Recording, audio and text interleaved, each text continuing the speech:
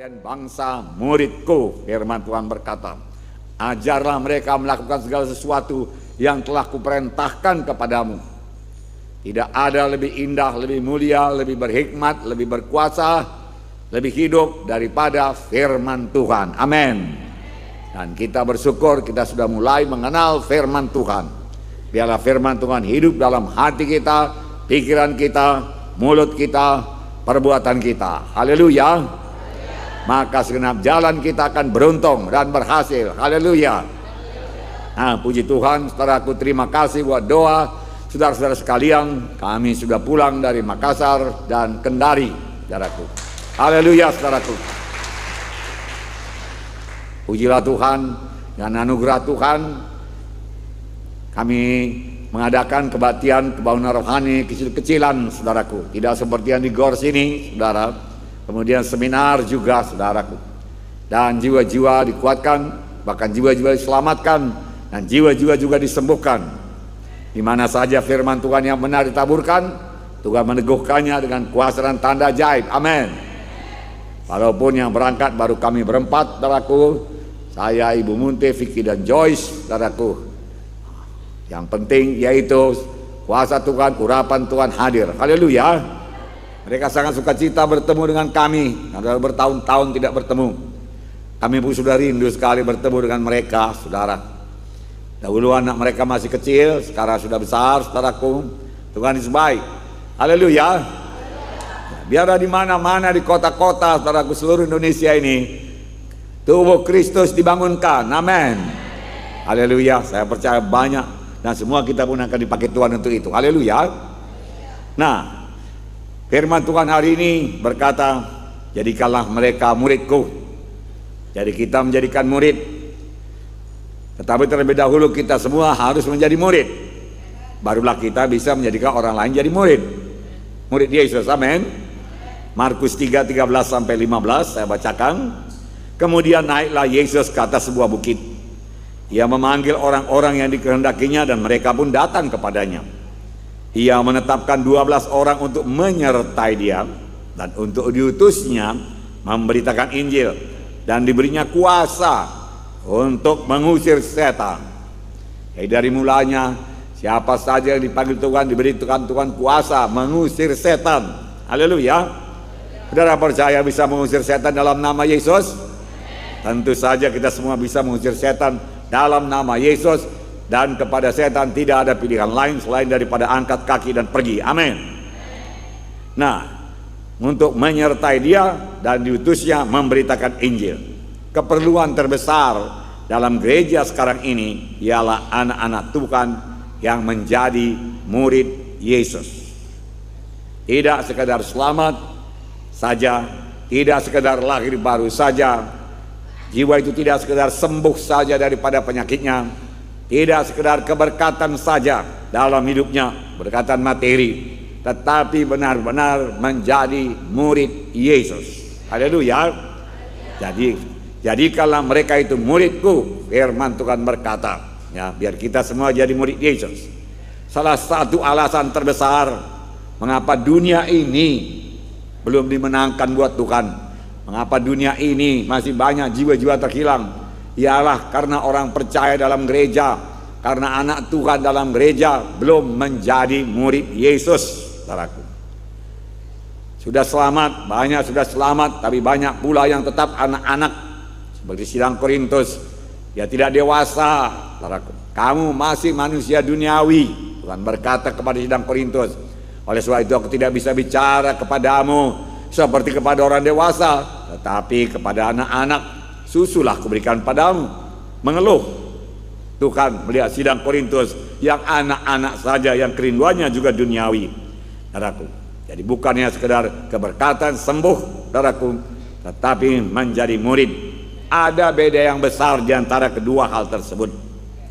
Percaya artinya yaitu mengubah pendapatnya atau pikirannya. Misalnya dia mendengar Injil, lalu dia berkata, wah Injil yang benar, Tuhan Yesuslah satu-satunya juru selamat. Lalu dia menyerahkan hidupnya kepada Tuhan dan dia percaya pada Tuhan Yesus, menerima Yesus sebagai Tuhan dan juru selamatnya.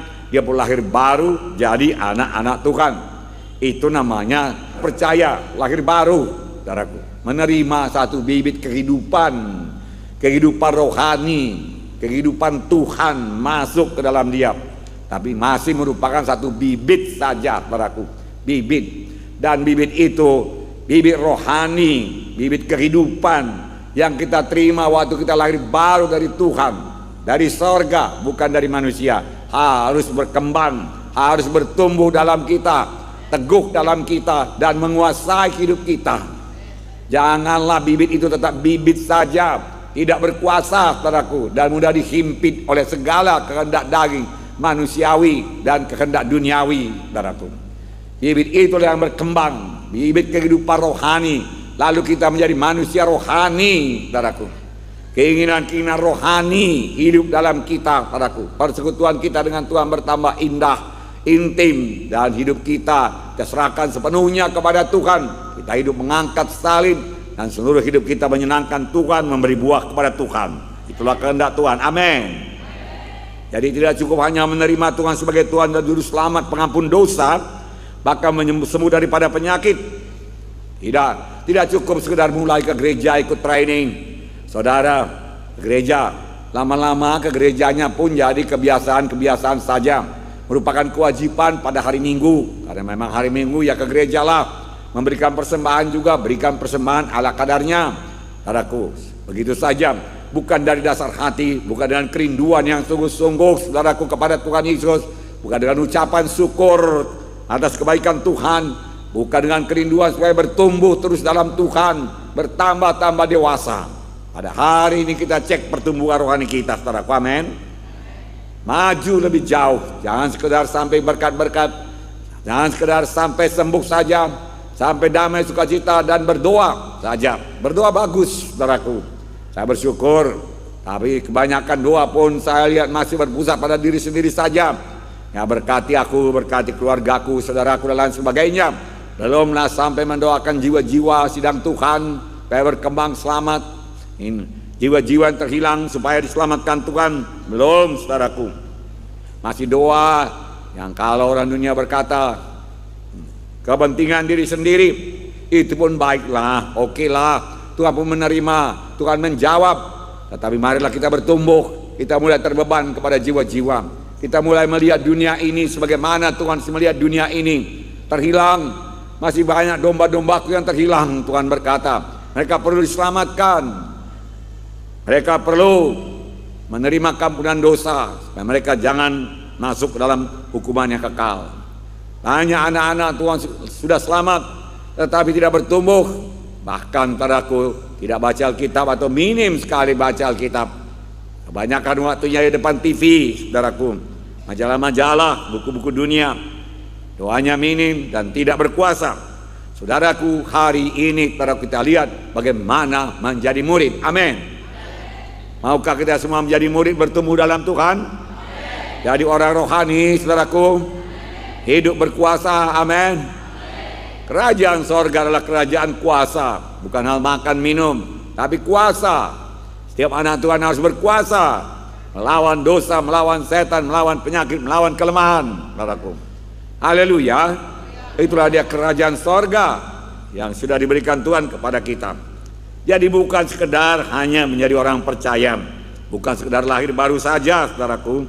Ya, lahir baru, terima bibit kehidupan daripada Tuhan. Luar biasa itu, saudaraku, lahir baru. Memang sukacitanya pun luar biasa, saudaraku. Bibit kehidupan itu mulai bertumbuh, tetapi kerap kali dihimpit. Firman Tuhan berkata dihimpit oleh duri-duri, lalang-lalang, batu-batu, sehingga akarnya, saudaraku, tidak bisa meresap ke dalam. Dan dia tidak kuat, lalu datanglah gelombang dunia ini, dan bibit itu pun layu, saudaraku. Jangan demikian, saudaraku. Jadi bukan sekedar sembuh dari penyakit saja, bukan sekedar bebas dari kutuk dosa saja, bukan sekedar menerima berkat-berkat materi saja. Saudaraku, itu semua ditambahkan Tuhan saja itu. Berkat-berkat materi tambahkan Tuhan saja semuanya, saudaraku.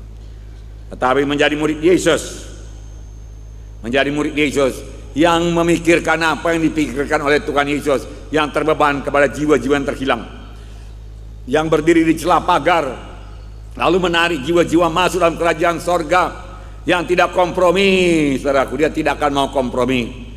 Bukan melakukan dosa dengan sembunyi-sembunyi. Pendeta tidak akan tahu, hamba-hamba Tuhan tidak akan tahu. Tidak, saudaraku. Dia terus terang, saudaraku. Dia tidak akan berbuat dosa lagi. Dia tidak mau kompromi. Dia tidak mau, saudaraku, menduka citakan Roh Kudus, saudara. Ibarat tentara dunia ini, mereka adalah bala tentara sorga yang tidak bisa dikalahkan, saudaraku. Apakah yang dimaksud menjadi murid? Menjadi murid adalah seorang yang menerima pengajaran gurunya, saudara, dan kemudian menyebarkan pengajaran gurunya kepada orang lain. Nah, orang lain itu juga menjadi murid. Terima pengajaran dari Yesus, firman Tuhan benar adanya dan meresap di hatinya, mengubahkan dia, dan dia mau orang lain juga berubah. Orang lain juga bertemu dengan kehidupan yang seperti ini, karena hanya inilah hidup yang kekal. Lalu dia bawa berita kesaksian keselamatan dan memimpin jiwa-jiwa itu terus bertumbuh dalam Tuhan, menjadi murid Yesus. Itu namanya memberi buah kepada Tuhan, saudaraku.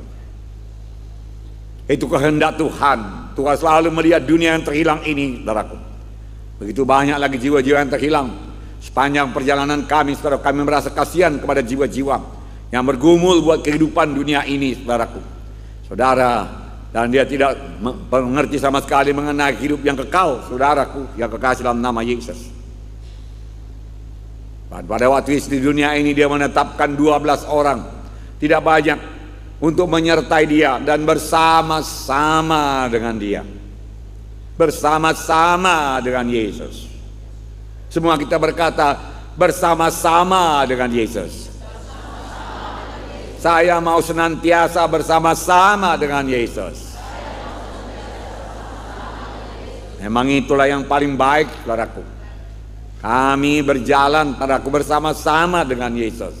Kalau engkau tidak beserta Tuhan, kami tidak berani buat KKR, Tuhan. Tidak berani, Tuhan. Kami bersama-sama dengan Engkau. Ajari kami, Tuhan. Kami banyak berkata-kata dengan Tuhan Yesus, saudaraku. Rupanya banyak berkata-kata dengan Tuhan Yesus di luar daripada jam doa kita, membawa kuasa Tuhan turun dalam hidup kita, saudaraku. Tiap-tiap kali kita ucapkan firman Tuhan, maka kuasa firman Tuhan memancar, saudaraku. Keluar kuasa daripada firman yang kita ucapkan itu, memberkati hidup kita. Itu sebabnya anak-anak Tuhan harus rajin, harus lancar mengucapkan firman Tuhan. Kedengar oleh telinga badani ini, saudaraku. Tidak bisu, saudaraku. Tidak dalam hati saja. Tetapi kapan dia diucapkan, saudaraku, dia sebagai pedang roh. Dan kalau ada kuasa kegelapan, pekerjaan-pekerjaan setan ditebas oleh firman Tuhan, pedang roh yang kita ucapkan tersebut, saudaraku. Tapi kalau tidak kita ucapkan firman Tuhan, saudaraku, tidak berkuasa, saudaraku. Banyak mengucapkan firman Tuhan, haleluya. Banyak bersama-sama dengan Yesus. Itulah hidup kita, manusia rohani, saudaraku. Memang melayani sebagai pelayan Tuhan harus bersama-sama dengan Yesus. Senantiasa bersekutu dengan Tuhan Yesus, saudaraku. Dalam pikiran bersekutu dengan Tuhan Yesus, dalam ucapan bersekutu dengan Tuhan Yesus, dalam perbuatan bersekutu dengan Tuhan Yesus, dan bergantung kepada Tuhan sebuah kekuatan dan kesanggupan kita, buat urapan kita bergantung sepenuhnya kepada Tuhan, haleluya. Maka saudara akan berkemenangan. Saudara mau kuat dalam Tuhan, banyaklah berkata-kata dengan Tuhan, saudaraku. Dia hidup, saudaraku, berjalan bersama-sama dengan dia, cerita dengan dia, saudaraku. Amin. Tuhan menginginkan anak-anaknya bertambah-tambah dewasa, bertambah-tambah mulia, dari kemuliaan kepada kemuliaan. Saudara mau dibentuk Tuhan. Manusia yang berdosa telah kehilangan kemuliaan Allah. Firman Tuhan Roma 3:23 berkata, semuanya telah berdosa dan telah kehilangan kemuliaan Allah. Tidak nampak lagi kemuliaan Tuhan dalam hidupnya, saudara. Udah rusak oleh dosa, saudaraku. Tetap rupanya pada waktu Tuhan menjadikan manusia ini mulia, bahkan mulia sekali karena Tuhan ciptakan menurut gambar dan rupanya. Tetapi waktu dia berdosa, firman Tuhan berkata kehilangan kemuliaan Allah. Dan turun-temurun sampai sekarang ini, ya banyak sekali anak-anak manusia ini sama sekali tidak memiliki lagi kemuliaan sedikit pun di dalam hidupnya, saudaraku. Tuhan mau mengembalikan kemuliaan itu dari kemuliaan kepada kemuliaan. Step by step Tuhan membentuk kita bertambah hari bertambah mulia, saudaraku. Amin, saudara. Dengan firman Tuhan dalam hati kita, pikiran kita, ucapan kita, dengan roh Tuhan dalam kita, saudaraku, kita bertambah hari bertambah mulia, bertambah hari bertambah kudus, bertambah hari bertambah menjadi seperti Yesus. Jangan lupa kita ini pengantin Kristus, mempelai Kristus, saudaraku yang kasih dalam nama Yesus, yang dikasihi oleh Tuhan Yesus. Sebagai mempelai, sebagai pengantin tidak bisa anak-anak. Saya belum pernah memberkati anak-anak di gereja ini, saudaraku. Nah, saudaraku yang kasih dalam nama Yesus, yang dewasa lah, dewasa badaninya, dewasa rohaninya, saudaraku. Nah, memang layak membentuk rumah tangga, saling bisa mengerti satu sama lain. Demikian juga mempelai Kristus. Kita ini mempelai Kristus, pengantin Kristus, harus dapat menanggapi Tuhan Yesus. Harus dapat berkata-kata dengan Tuhan Yesus. Seperti Musa, Tuhan mau memusnahkan bangsa Israel. Biarkanlah aku Musa, dia katakan, biar aku musnahkan ini bangsa yang tegar tengkuk, dan aku akan bangkitkan keturunan baru daripada.